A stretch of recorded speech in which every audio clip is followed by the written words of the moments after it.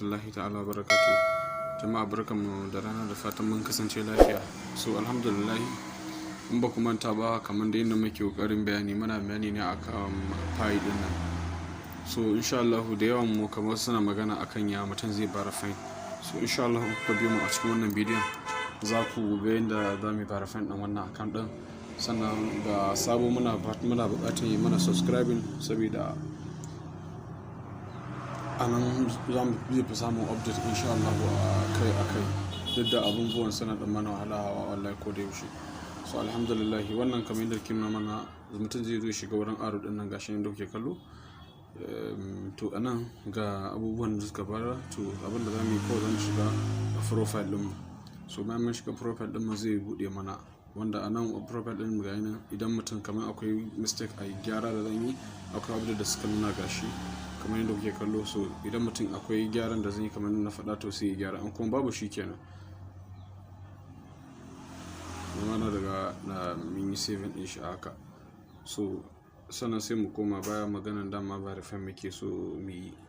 So wa'in abu yana matuƙar fa'ida, saboda akwai yan adadin kwanaki biyu ne kawai za ka yi gyara abinka. So kamar verify na number, to gashi nan misali idan mutum ya shiga verify zai bude mashi haka. So abinda mutum zai shiga start, gashi kamar yadda kuke kallo. In na shiga start shine system offering SMS.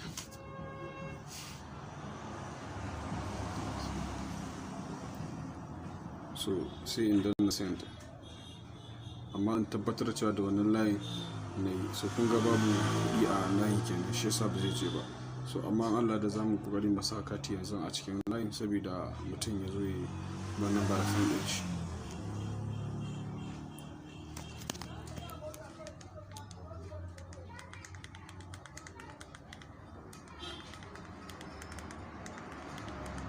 Insha Allah, kamar yadda nake muku magana yanzu haka muna processing masa kati ne a cikin shi layin da muka yi register din, saboda idan babu kuɗi ba zai yi ba. Domin wannan barafin nan akwai kuɗi da su ɗauka.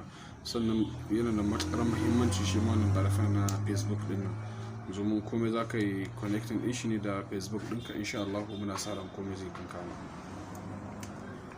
So zuwa yanzu na riga na tura kuɗin, bara an shiga an verify din kamar da yadda na yi da farko.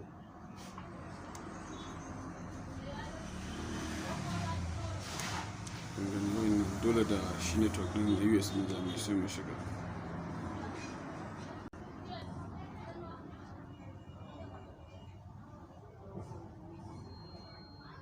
So kun ga message ya tafi kenan, ma'ana kuɗin ya riga ya shiga. Kun ga yanzu message din yayi. So ka gane idan babu kuɗi a layin gaskiya ba zai yi ba, sakamakon dole sai da shi. Kuna kallo gashi nan dai try da muke ta yi. So sai da kuɗi yanzu an sa katin shi sa ya shiga. So sannan mutum zai koma ya bara fine din. Idan ya koma ba zumunin da shi ne za ka jira shi domin ka samu result ɗinka. Gashi nan dama sun faɗa verification, waiting for verification result. Verification can take a few minutes, to don zai iya ɗaukar 'yan mintoci. Haka nan za mu yi haƙuri mu jira shi har sai ya gama da kanshi. Domin idan muka jira din nan shine zai gama da kanshi, zai na mana yayi verify kenan. Amma matuƙar muka sa hanzari, to zai koma baya, zai zama da cewa sending din da muka yi mun yi sending kwatan a banza kenan. Duk da misali naira 4 ne kadai suka ɗauka. Amma abin idan har ba mu ce za mu sa haƙuri a ran ba, to ba zai yi ba, domin abin zai bata mana lokaci. Shi nan dai har yanzu dai yana ta processing.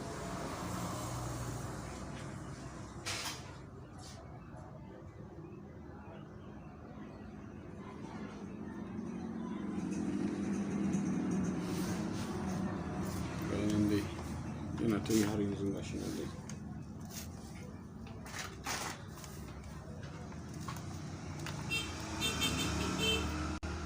Amma dai abun nufi a nan shine, ko mutum bai abin nan ba, to dole sai ya riga ya yi wannan process din. So ni zan koma baya, saboda to kun ga shi ma gashi nan, your phone number is being verified. So kun ga shi ya riga ya verify sura Facebook verification. Bara shi ma mu je. Shi kuma zai kai ka za ka yi connection da Facebook ɗinka ne. To kun gan shi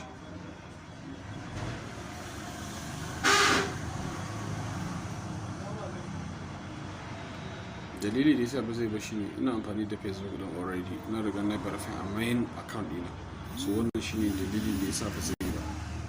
So wannan shine abin kawai da wani wahala. Yawa wannan shi kenan insha Allah, kamar da kuke kallo shi kenan verify din bai da wani wahala. Assalamu alaikum warahmatullah.